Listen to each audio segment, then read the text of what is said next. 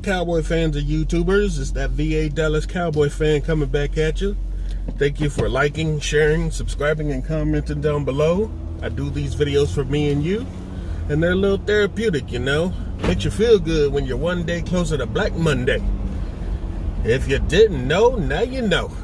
Jason Garrett has all of 2 days before he needs to clean out his office. Will it happen? Won't it happen? We don't know. We're not Jerry Jones. But I tell you one thing, the Jacksonville Jaguars know exactly what they're going to do with their head coach, because it came out today that they already told Doug Marrone, hey, you're going to coach against the Colts tomorrow, and after that, clean out your office. You're gone. Bye. Head out the door with Tom Coughlin. That would be nice for the Cowboys to just straight up say their intent that they're done with you, Jason Garrett, and show you the door. Why are we waiting? You know, go ahead and announce it to the world. Why y'all sitting there holding your cards like you got a daggone flush when you got 2 pair? Little poker analysis. But I wanted to get today on our free agents. That's what we're here for. That's what we're talking about. We got a nice long list. Depends on how they characterize their free agency list. We have unrestricted free agents. We got restricted free agents, and we got exclusive right free agents. So Cowboys have the options of letting a lot of people walk. They got a lot of options of keeping people and keeping the options open.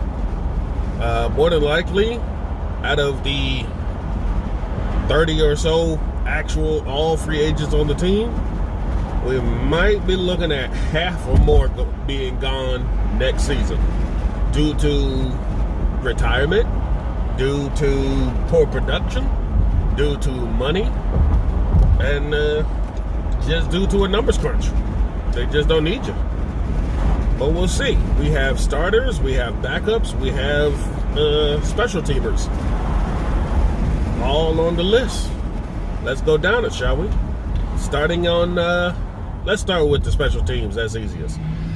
Special teams. Only people up for contracts this year are Kai Forbath, of course, the kicker, because we just signed him only to retain him until the end of the season. And LP Ledecker. Now, he's a curious case because he comes back yearly on a 1-year deal. He enjoys playing. He loves the Cowboys. It's the only team he's ever known. And between him and Jason Witten, they're like the only 2 guys left that actually shared a locker in the old Texas Stadium. That's how far back those 2 go. But it's on him. He's had a career that is widely unrecognized, but he is about the most consistent thing on the special teams year in, year out. The only time basically you've ever heard the man's name was that crap game against Washington last year, where they said he moved the ball before he snapped it, so they threw a penalty flag. And yet, if you watch any footage of him, he does the same motion every single time for the last 15 odd years. But that's neither here nor there. That's what they want to go with. It cost us the game basically thanks to his perfect execution, but Brett Maher's bad kicking. We got yeah, that's pretty much it for special teams. We got offense. We got both our quarterbacks that are actually on the main roster are up. Prescott and Cooper Rush. So, more than likely, you already know they're going to keep Dak Prescott. You know, it's either going to be a long-term deal, which a lot of people don't want, and I doubt he's actually going to get, just because they see what happened down the stretch, and they're probably not going to try and trust him with a new head coach unless he comes in and clearly states that Prescott is his guy. Cooper Rush. we can always improve from Cooper Rush. The man doesn't see the field, and when he does, he doesn't have to do much except hand the ball off. In preseasons, he doesn't really, jump out at you.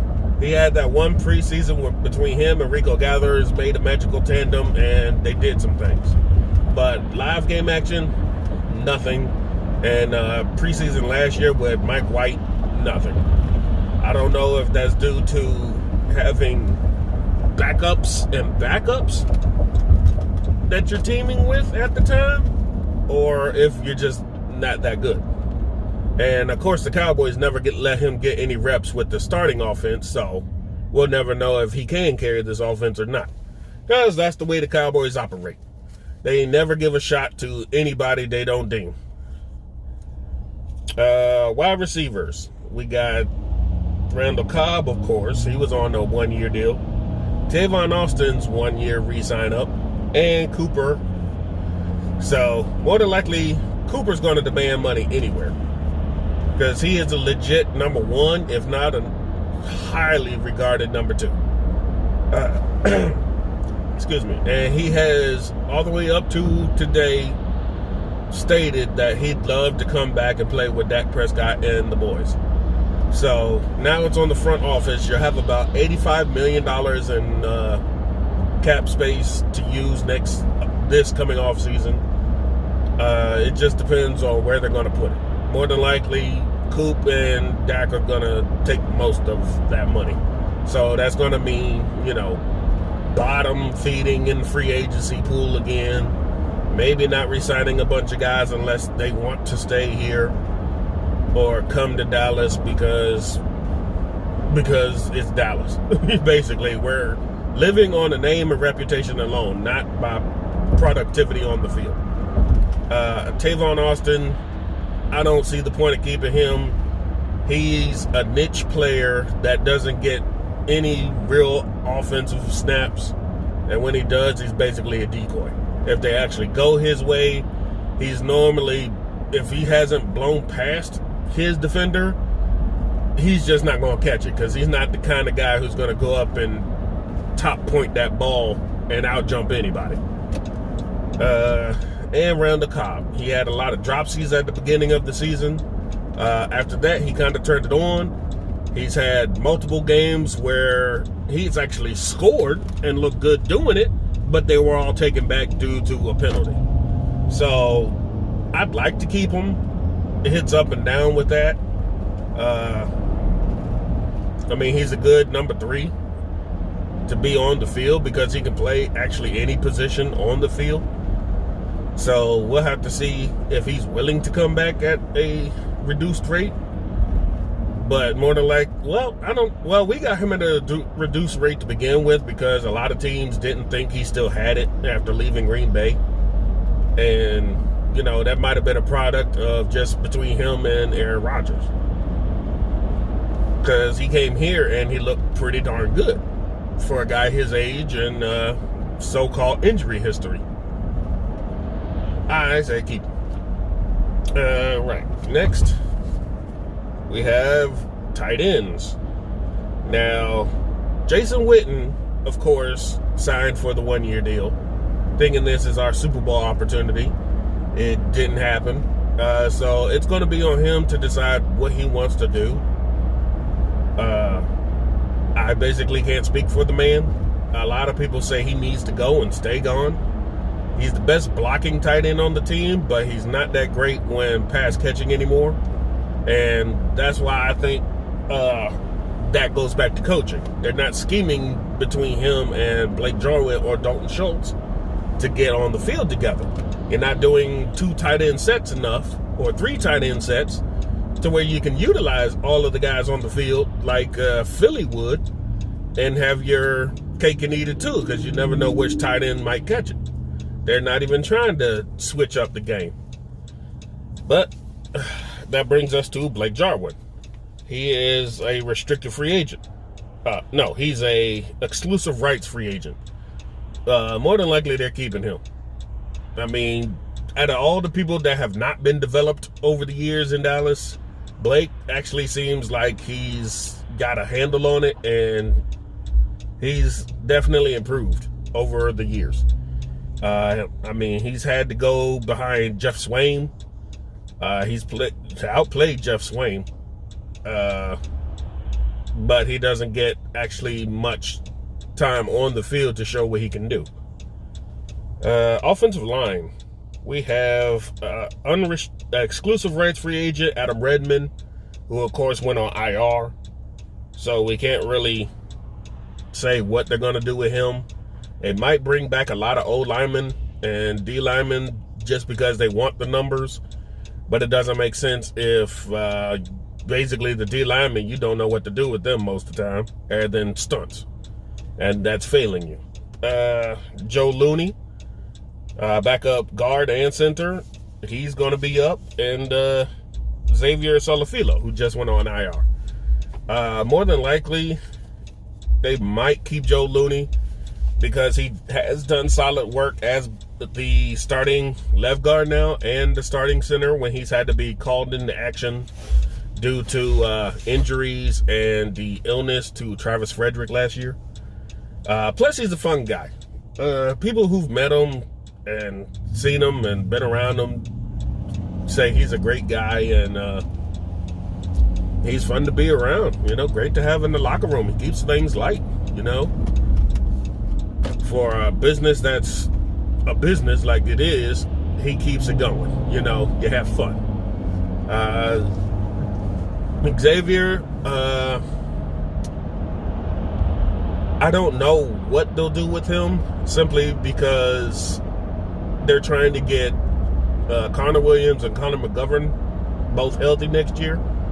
So more than likely, now that you got La'el Collins locked down for the future, nobody's going to be switching over to that right tackle position like a lot of people assumed. So that might be your starting two and backup right there to battle it out. And Solifilo might just be out by numbers.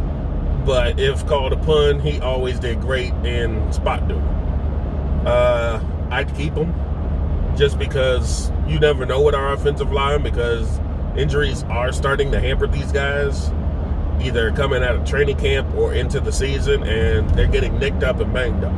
And we're going to need somebody to step up and step in.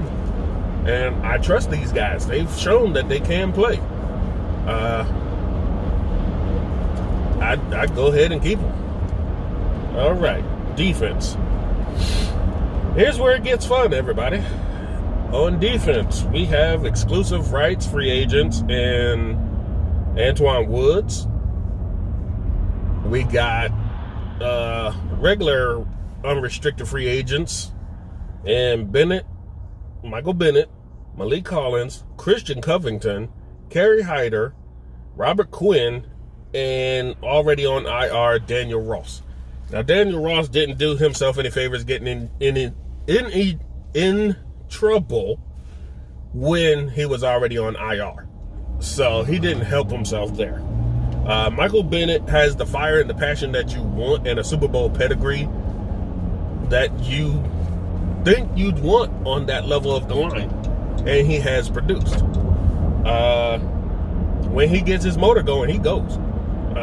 It's just a shame that between him and Robert Quinn, they're just kind of getting blown out of the plays because the tackles are running them all the way around the quarterback, and the quarterback is able to step up in the pocket due to Antoine Woods or Malik Collins not pushing in the middle of that pocket into the quarterback's face.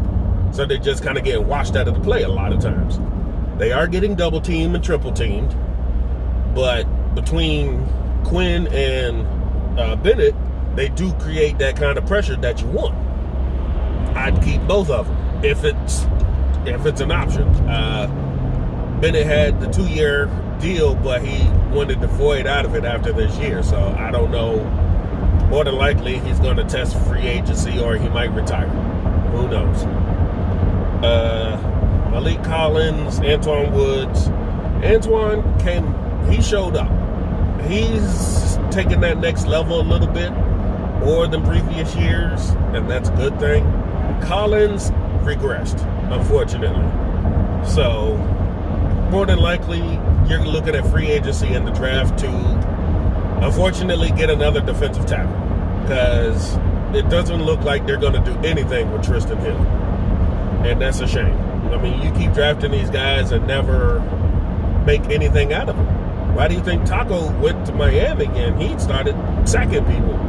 Change of scenery, new schemes, and I mean, the production fell off after a while, but he produced a lot more than he did in all his years in Dallas in half a season with Miami. So that just tells you a lot about the culture and the coaching and the schemes here in Dallas.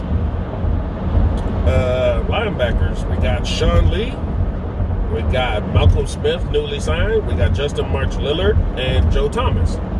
That's pretty much the majority of, if anybody gets hurt, that's your starting linebackers, and it's your backup linebackers, and it's your backup to the backup linebackers, all going to be up at the same time. Sean Lee, they'd love to keep, excuse me, he's the general, but what can you do? I mean, that's going to be on him. There's games where he is the old Sean Lee, like he had against the Rams, and then there's games where he's the new Sean Lee who does nothing, like in Philly. So you never know. Malcolm Smith, I haven't seen enough of him to make a judgment on him. He's a former Super Bowl winner with the Seahawks. He knows the scheme, being with Chris Richard, but unfortunately, they placed him in bad positions in that Philly game. He was tasked to guard wide receivers in the slot. Why? That's stupid. And I don't know what he was thinking. He's too busy looking at Carson Wentz while his receiver is blowing right by him and catching passes. So it's like, I don't know if the scheme he thought of, like in Seattle, was that he'd have a safety watching behind him because there was nobody there. So, other than that, he hasn't really shown up on tape to do much. Justin March Lillard didn't really get in games, and Joe Thomas had a couple of good, solid, average games for a linebacker, but nothing spectacular, you know. Nothing that'll jump off and say, yeah, we need to keep this guy because. Corners, of course, Anthony Brown, who's probably gone, because due to his injury, you finally got Jordan Lewis out there, and due to his stepping up, they actually benched the Wouzier for him. So, you know, Chris Richard has this whole metrics thing about how tall and how lanky a guy's got to be a corner, or he's not going to play him. And now he's looking stupid in hindsight for not playing Jordan Lewis this whole time, especially when these other guys been struggling. But he's on IR, and he's probably gone.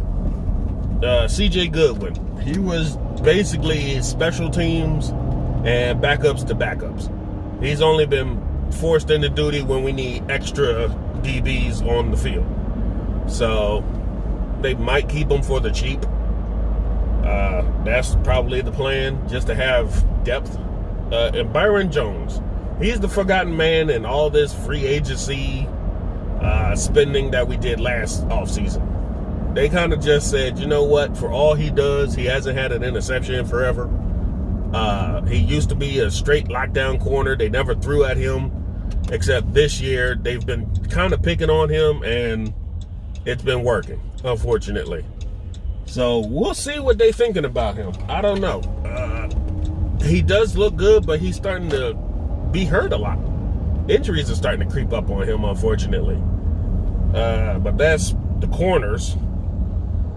We got, I kind of missed the guy on offense, Jordan Chun. He's a exclusive rights free agent. More than likely, he's just going to stay on practice squad forever if he stays with this team. He's never going anywhere.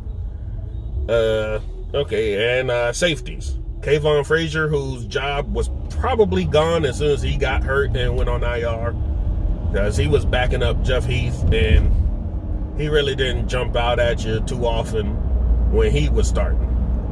Jeff Heath is a free agent. A lot of people will probably say get rid of him.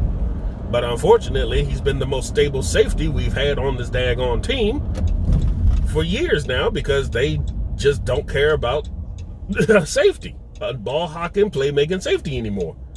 So he's been the best thing there is, but he's also the worst thing we've had over the years too. So it's a double-edged sword with him, because when he's good, he plays. When he's bad, it shows. And Darian Thompson, who was just a backup anyway. So we just have to see how this goes. That's pretty much our list. You got Cam Fleming and Jameis Olawale as the restricted free agents that are more than likely going to be gone, because who needs a fullback when you got basically no need for him? You're paying for a fullback when you don't even put him on the field, and then you're using your other two running backs for same said position when the scheme calls for it. So it's just kind of stupid to keep him, you know. Cam Fleming had his shots, but he didn't do too much before he was hurt. And, you know, he was almost a turnstile when he got his shots. More than likely, I wouldn't keep the option on them two unless there's a need on the offensive line for Fleming. But that's my free agency list. That's my opinions about him. We'll see what happens in a couple days. It's going to start all trickling down after the Washington game. We'll see on Black Monday, right? I hope you have a great Saturday. Keep enjoying the holidays with your family. Stay safe, and I'll talk to y'all later. Peace.